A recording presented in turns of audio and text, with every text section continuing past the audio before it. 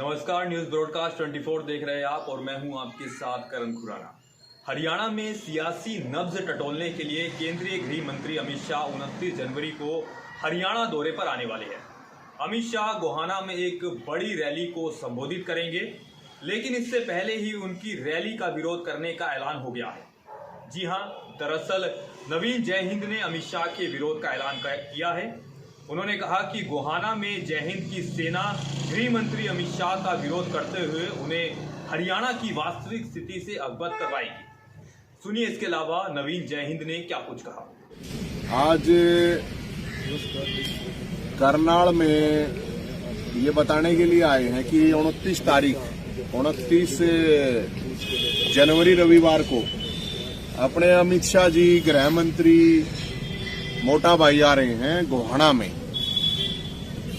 और हरियाणा सरकार ये कह रही है कि हरियाणा के अंदर बहुत अच्छे अच्छे काम हो रहे हैं, तो वो अमित शाह जी को मोटा भाई को बताएंगे, दिखाएंगे। तो जयहिंद सेना जो कि एक गैर राजनीतिक संगठन है, वो 29 तारीख को मोटा भाई का स्वागत करेगा। समस्याओं से उनका स्वागत कह सकते हो, उनका घेराव कह सकते हो।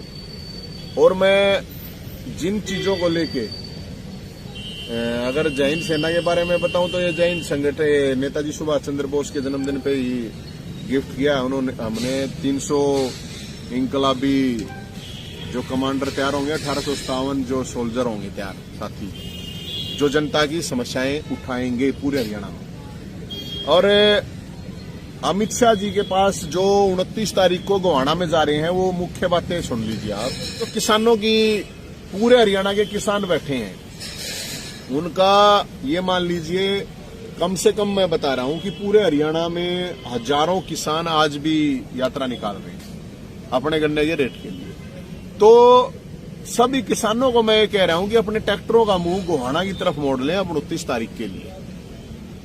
न्योता है उन सबको, अगर समस्या का समाधान करवाना है तो। इसके अलावा पूरे हरियाणा में सरपंच बैठे हैं, मतलब गांव के लोग पूरे के पूरे बैठे हैं। सरपंच नहीं, वो गांव के लोग बैठे हैं, उनके प्रतिनिधि। तो उनको हम कह रहे हैं कि 29 तारीख को सभी सरपंचों को, अभी आप लोगों ने देखा होगा कि हमने संक्रांत के दिन बेरोजगारों की बारात निकाली थी। तो बेरोजगारी बहुत बड़ा इशू है हरियाणा में। हजारों वैकेंसियां, लाखों वैकेंसियां खाली पड़ी, हजारों लोगों ने उस दिन उस बारात में भाग लिया था। तो चाहे सीईटी वाले हों, स्टेट वाले हों, चाहे भर्तियां खालियां, चाहे जो कौशल रोजगार बना रखा है उसमें ठेकेदारी प्रथा चला रखी, इन्होंने जो भी कुछ कर रखा है, उसके लिए बेरोजगारों को भी हम ये आह्वान कर रहे हैं। और एक आप लोगों को ध्यान होगा कि कुछ दिन पहले पूरे देश में खबरें चली थी कि जेएनयू में लगे थे पोस्टर, बैनर लिखे हुए थे, ब्राह्मण बढ़िया, भारत छोड़ो। तो अमित शाह मोटा भाई आ रहा है तो बताया ना किसने लगाए थे, या खुद ही अपने आप पोस्टर लगवा देते हैं, खुद ही फिर पकड़े गए या नहीं पकड़े गए, वो भी सवाल हम पूछने के लिए जाएंगे। तो ये जो सवाल है, चाहे बेरोजगारी का, चाहे कर्मचारियों का, पुरानी पेंशन का मामला है, कच्चे कर्मचारियों को पक्का करने का। और जो लेटेस्ट अभी आप लोगों को पता ही होगा कि फैमिली आईडी के नाम पे लाखों राशन कार्ड काट दिए, पेंशन कट गई लोगों की, राशन कार्ड कट गए। वो लोग चक्कर काट के, मतलब हमारे तो, क्योंकि हमने जो पेंशन का मुद्दा जब उठाया था आज से 4 महीने पहले, जो इनका फूफा सरकार का हमने जिंदा दिखाया था, तो लाखों लोग परेशान हो रहे हैं ऑफिसों के चक्कर काट के। मतलब हमारे पास फोन आके हम भी परेशान हो गए। हमने नंबर जारी कर रखे, हेल्पलाइन 70 27 811 811, ये हेल्पलाइन नंबर दे रखे हमने अर्जिंग है पे, कि भाई किसी को भी कोई भी सार्वजनिक इशू है। इतने फोन आ रहे हैं, बताओ क्या करें। अरे सरकार सुन नहीं, मुख्यमंत्री सुन नहीं रहा। तो हम 29 तारीख को गृह मंत्री अमित शाह मोटा भाई के सामने जाएंगे इन समस्याओं को लेके, और हम सबको इस चीज के लिए न्योता दे रहे हैं कि जिसकी जो भी समस्याएं हैं। और विपक्ष है, विपक्ष को तो डरा रखा है खैर इन्होंने, लेकिन विपक्ष को भी हम ये आह्वान कर रहे हैं कि डरो मत, थोड़ा घी गा खा लो, थोड़ा आवाज उठा लो जनता की। आप लोगों ने, जनता ने विपक्ष में बैठा रखा है, तो विपक्ष के जो नेता हैं या फिर जो सामाजिक संगठन है, उन सबसे हम ये आह्वान कर रहे हैं कि उस दिन वहां पे आए। कोई सवाल है तो सिर्फ समस्या लेकर जाओगे या फिर हेलीकॉप्टर को रोकने का भी काम करोगे सर? हेलीकॉप्टर में क्यों रोकूंगा यार, मेरे तो हेलीकॉप्टर तो है नहीं। जैन जी, रोकने के लिए जा रहे हैं आपके नाम की हाँ, आपने कहा जैसे लड़की छेड़ने के आरोप घेरने के लिए जा रहे हैं। जैन नेशनल फ्लैग एंथम जो फैलाया जाएगा, कूच करेगी, जैन सेना कूच करेगी, झंडा जो लहराया जाएगा उसको रोकने के लिए आप जा रहे हैं। भाई साहब अमित शाह रहे हैं 29 तारीख को, उसके लिए जा रहे हैं। झंडे के लिए तो हम ये कह रहे हैं इनको कि सब अमित शाह को जो मंत्री है जिन्होंने नहीं झंडा फहराने से हम क्यों रोकेंगे यार? हमने रोकने की बात थोड़ी, हम तो सरकार को कह रहे हैं क्यों बेइज्जती करवाना लग रहे हो? झंडे की बेइज्जती अगर वो झंडा फहराएगा तो हम तो ये कह रहे हैं, उस मंत्री को खुद कह रहे हैं हम तो कि अपनी बेइज्जती क्यों करवावे, क्या जरूरत है यार? जब जांच हो जाए, पड़ताल हो जाए, अगर आप उससे साफ निकले हो तो अगली बार फिर 26 जनवरी आने फिर जय हिंद जी। आपके नाम की दो वो निकल रही है, एक जय हिंद की जो है, एक आपसे नाम से जुड़ा है, एक देशभक्ति से जुड़ा है। उस पर जो आपने सेना बनाई उस पर क्या कहना चाहेंगे? हम तो यही कह रहे हैं, ये जनता की सेवा करने के लिए, जनता की आवाज उठाने के लिए, जनता को शेर बनाने के लिए। लेकिन बोलते हैं कि सुनने में आता है, वो बताया ये जा रहा है कि जो ये जय हिंद ग्रुप बना है ये राजनीतिक ग्रुप है। राजनीति क्या दे, राजनीति करनी हो तो मैंने और इतनी पार्टी रिवे नहीं कर लेते यार। नवीन जय ये जनता की समस्या उठा रहे हैं, बस हम जनता के साथ, हम किसी पार्टी से हमारा कोई मतलब नहीं है। एक आपने अभी पीछे जो है यहाँ पर ही महिलाओं को पेंशनों के लिए बहुत बड़ा आंदोलन चलाया था, उसके बाद में जो आपने एक घोषणा दी थी कि 15 या 20 दिन के बाद में हम लोगों को न्याय दिलाने का काम करेंगे, उसके बाद में कोई उसमें काफी लोगों के पास, हमारे पास फोन आए थे कि जिनकी पेंशन बनी भी है, काफी लोगों के आए। हालांकि उसमें से करीब हमारे पास शायद 350 लोगों के वो आए थे, उसमें करीब 250 लोगों के आसपास की बन गई थी। कुछ लोगों की नहीं भी बनी है, मैं आपको बताऊं, अभी तक नहीं बनी। हाँ, कुछ लोगों की नहीं बनी है, तो उनके लिए भी हमने, क्योंकि इन्होंने ये कह दिया था कि हम थोड़ा आप रुक जाइए, हम प्रोसेस में है, तो क्योंकि कुछ लोगों की बन गई तो हमें लगा कि आगे अब ये कह रहे हैं तो इनकी बात को मान लें। अगर नहीं बनेंगी तो हमारा क्या लग गया, फिर जनता का दरबार लगा देंगे। जब तक तो फिर चुनाव ही हो जाएंगे। चुनाव कहाँ महाराज, ये मैं तो कोई अगले साल की बात नहीं रही है, उस पर कोई कार्रवाई नहीं हो रही है अभी तक। मैं ये कौन, अगर 1 साल का टाइम नहीं देता, मैं 1 महीना दे दूंगा ज्यादा से ज्यादा। अगर किसी के आपके पास भी अगर ऐसे लोग आ रहे हैं तो मेरा नंबर दे दीजिए, ये नंबर दे दीजिए, ठीक है। जिनकी नहीं बन रही है, जिनकी पेंशन का कोई इशू है। और हम तो सबको कह तो रहे हैं ना भाई, हम तो आवाज उठाने वाले हैं, जनता की आवाज उठाएंगे। और भाई वो दिखाना चाह रहे हैं कि अमित शाह जी को कि भाई हरियाणा के अंदर इतने लोग बड़े खुश हैं, हम ये दिखाना चाह रहे हैं महाराज, आप दिखाइए कि खुश हैं, हम ये दिखाना चाह रहे हैं ये समस्या है। किसान जो है उन्होंने सुबह बताया कि 10 रुपए रेट जो है प्रति क्विंटल वो बढ़ाने के लिए कृषि मंत्री उन्होंने बोला, और इससे काफी वो नाराज भी थे किसान। 10 रुपये में क्यों है, कुछ ना होता 10 रुपये में। अगर किसान 50 रुपये, तो देखो एक आप लोगों ने कहावत सुनी है कि दूध तो देगी बकरी लेकिन मिंगन कर करके देगी, ये हरियाणा में कहावत है। तो बढ़ावा तो गए ये, लेकिन इन जो है ना लट के बिना ये मानने नहीं है। और किसानों को मैं ये कह रहा हूँ, मिलों के सामने आप बैठ लिए, प्रदर्शन हो लिए, अब मोटा भाई के सामने चलो, गन्ने लेके वहां उनके सामने चलो। 29 तारीख को अपनी समस्या रखो, हमारे गृह मंत्री हैं, वो शायद समस्या का समाधान कर दें।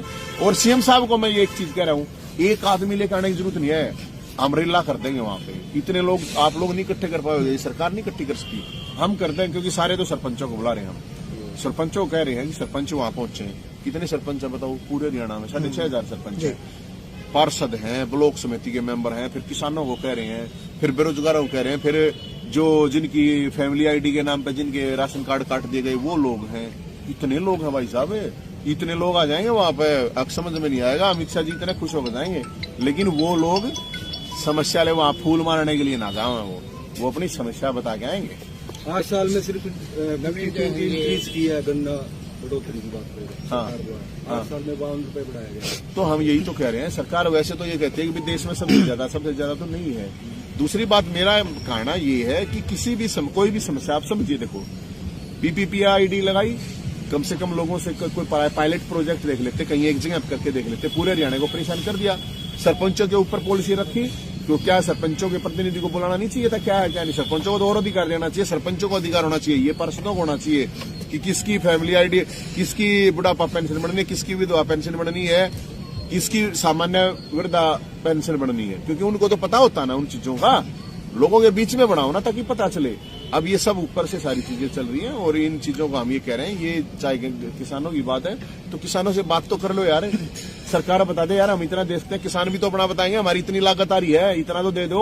सर गृह मंत्री को नहीं पता कि समस्या आ रही है देशवासियों को, जो बीपीएल कार्ड है वो कट रहे हैं, बेरोजगारी फैल रही है। अरे कान्ना में मैल भरा है उनके कान्ना में, तो फिर यानी कि मैल निकालने का काम करेंगे वहाँ पर जाकर। जी, केंद्र सरकार बार बार ये करी है, चाहे विपक्ष कितनी भी आवाज उठा ले, हम जो चाहेंगे वही होगा। सत्ता में जिस समय जो अभी हम पक्ष में हैं वही हो रहा है, तो ऐसे में और क्या किस तरीके से विपक्ष देखो, विपक्ष तो देखो जी यही है, विपक्ष के पास तो यही होता है। विपक्ष तो है कहाँ, विपक्ष कहाँ, मुर्दा है विपक्ष तो, कुंभकर्ण है। विपक्ष की बात कहाँ कर रहे हो? ये तो लोग अपनी आवाज उठा रहे हैं, सरपंच है खुद बैठे हैं, किसान है खुद लड़ रहे हैं, बेरोजगार है खुद लड़ रहे हैं। हम कोई विपक्ष थोड़ी है, हम कोई विधानसभा के मेंबर थोड़ी है, कोई लोकसभा थोड़ी है। जैन जी, पेंशन से रिलेटेड ही पर्सन है 60 अबाव कहते सरकार के अपने आप ऑटोमेटिकली उनकी पेंशन बन जाएगी, धक्के खाने की कहीं आने। अरे कहाँ बन रही है? अच्छी बात करो भाई साहब, पिछले 1 साल तक परेशान हो रहे हैं लोग, वो फूफा याद नहीं है क्या सरकार को? अब लोग, आप लोग जाकर, आप लोग सारे पत्रकार हो, आप ऐसी बात तो है नहीं, जाते भी होगे आप जरूर, आप जाके ऑफिसों में जाइए ना, आप जाके देखिए वहां पे लोग कितने परेशान आ रहे हैं बेचारे। कितने चक्कर काटता है कोई भी, कितने चक्कर काटेगा भाई पेंशन के लिए, फैमिली आईडी के लिए, कितने प्रॉपर्टी आईडी, कितने फैमिली आईडी, गदर मचा रखा है यार पूरे के पूरे हरियाणा में। ऐसे में फिलहाल मेरा नंबर दे दिया जाए उनको। इससे सच में लोगों की हेल्प हो पाएगी, क्योंकि आवाज उठाई गई उसके बाद फिर अब जैसे कि आपकी बेरोजगारी में आपने आवाज उठाई बेरोजगारी के रिगार्डिंग, उसके बाद फिर से अब सब कुछ शांत है। आपको लगता है शांत क्यों है मैडम? हम तो एक दिन भी नहीं बैठ रहे। आप एक बात बताओ, हमारा काम है आवाज उठाना। देखो हमने आवाज उठाई, बुढ़ापा पेंशन की, तो हजारों लोगों की हो पाएगा सोल्यूशन। सुनिए, आवाज से ही सोल्यूशन है। किसान अगर आज प्रदर्शन कर रहे हैं तो 10 रुपए तो बढ़े हैं ना, अगर नहीं करते तो कुछ भी नहीं था। साथ के साथ आपने ये भी कहा फिलहाल मेरा नंबर उनको दे दिए जिनकी नहीं बनी, नहीं बन रही, आप क्या स्टेप लेंगे? अरे स्टेप लेंगे हम, घर नहीं बैठने देंगे इनको आराम से सरकार को। अच्छा, जो इशू है हमारा काम है सड़क पे लोगों के लिए संघर्ष करना, और ये काम होना चाहिए विपक्ष का। विपक्ष है मुर्दा, अब मैं क्या करूं भाई, अब मैं तो घी क्या दे सकता हूं इनको अगर कुछ। ऐसे में सामाजिक नए आंदोलन के लिए आप क्या करना चाहेंगे और क्या आगे करण तो लायक रहे हैं भाई साहब, और क्या करें हमें? हम जितनी कोशिश कर रहे हैं, अगर हमारी जितना, हम तो कुछ भी नहीं, अगर हम भी थोड़ी कोशिश कर रहे हैं यार, जिससे खेल कोटा खत्म हुआ, हमने आवाज उठाई, खेल कोटा वापिस आया, बुढ़ापा पेंशन लोगों की कुछ बनी, गरीबों घर तोड़ रहे थे तो वहां खड़े हुए तो उनके घर बचे, बेरोजगारों के लिए जब बारात निकाल रहे हैं तो 50,000 की मुख्यमंत्री ने कही, कुछ तो मिल रहा है आवाज उठाने से। सर, शहर की हालत पहले ही खस्ता है, जिससे लोग ठीक करने के लिए हमेशा बोलते हैं, लेकिन एक आईजीएल कंपनी है, गैस कंपनी, जो कि काफी पॉश इलाके के अंदर शुरुआत करते हुए उन्होंने गड्ढे कर दी 10-10 फुट के ऊपर, जबकि परमिशन नहीं थी। जो बात हुई तो उन्होंने बोला कि परमिशन नहीं है लेकिन उसे भर देंगे। तो यहाँ पर जो है कहीं ना कहीं ये मिली भगत होती है नगर निगम के साथ, और जिस तरीके से ये गैस कंपनी 200 फुट के ऊपर से ज्यादा उन्हें अलाउड नहीं होता। हाँ, मैं आपको एक चीज बताता हूँ, मैं यही चीज हमारा भी मकसद ही सिर्फ ये है कि हमारा मकसद है जनता को जगाना। अब जिनके घरों के सामने गड्ढे हैं ना, तो उनके गड्ढे भरने के लिए कोई पड़ोसी नहीं आएगा, कोई दूसरे डिस्ट्रिक्ट से या दूसरे कॉलोनी से नहीं आएंगे। सवाल हम यही बात कह रहे हैं कि जिनको समस्या होती है उनको खड़ा होना पड़ेगा, उनको जागना पड़ेगा। अगर आप लोग घर में पड़े रहोगे, सोए जाओगे सोड़ में, रजाई में, तो आप लोगों के गड्ढे ऐसे ही रहेंगे, आप लोग उस गड्ढों में पड़ के मर जाओगे, लेकिन कोई उठाने वाला नहीं आएगा। हमारा यही काम है, हमारा यही मकसद है कि जनता को जगाना। जाग जाओ, कम से कम अपने हकों के लिए तो खड़े हो जाओ, और सरकार को जगाना कि देखो ये समस्याएं हैं। हमारा मुख्य मकसद भाई साहब यही है, जिनके घरों के सामने गड्ढे हैं ना, उनके सामने क्यों आएगा कोई बाहर का?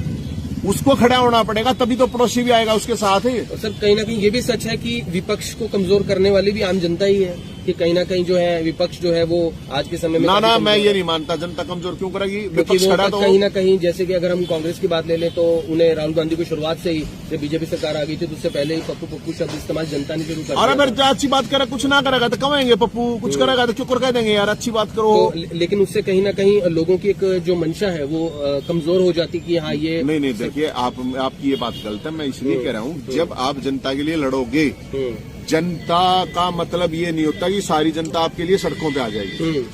1% भी हिस्सा अगर आता है सड़क पे, वो बहुत बड़ी बात होती है।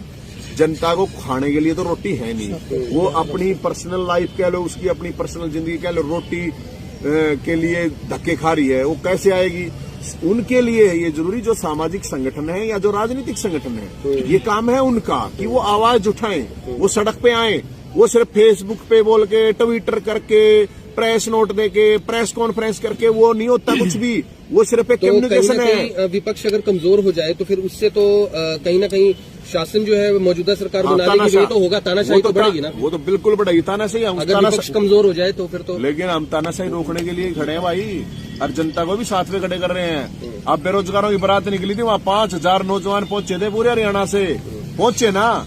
लेकिन किसी को स्टैंड तो लेना पड़ेगा ना, मेहनत तो करनी पड़ेगी। अब एक बात बताओ, ये विपक्ष वाले हैं, ये जब रैली निकला है इनकी, कोई वैसे अपना पर्सनल होती है यात्रा, तब तो लोग आ जाते हैं। जब कोई मुद्दा होता है, जब फैमिली आईडी नहीं बढ़ रही है लोगों की, उनके लिए अगर यात्रा निकालें तो, बेरोजगारी के लिए यात्रा निकालें तो अच्छा नहीं होगा। अब किसानों के लिए यात्रा निकालें तो अच्छा नहीं होगा। लोगों के लिए खड़ा होना पड़ेगा विपक्ष को। अगर घी की जरूरत है तो हम दे देंगे, सर्दियों में गूंद गांद डलवाना है इनका तो वो भी डलवा देंगे, और कुछ इनको टॉनिक चाहिए वो भी डलवा देंगे। लेकिन हम तो यही कह रहे हैं, कुंभकर्ण मत पड़ो कि भाले मार मार के उनको ताता नहीं है, भाले मार मार के वो उठाया, रामायण में देखा थे आप। हाँ जी, ये आपने नवीन जय हिंद को सुना, जो कई मुद्दों पर हरियाणा सरकार पर हमला करते हुए नजर आए। साथ ही अमित शाह की रैली का विरोध करने का भी ऐलान किया। बता दें, नवीन जय हिंद से पहले सरपंचों ने भी अमित शाह की रैली का विरोध करने का ऐलान किया है। अब ऐसे में देखना होगा कि अमित शाह की ये रैली हरियाणा में कितनी सफल होती है। फिलहाल के लिए इतना ही। ऐसी ही तमाम अपडेट्स के लिए देखने के लिए देखते रहे न्यूज़ ब्रॉडकास्ट 24।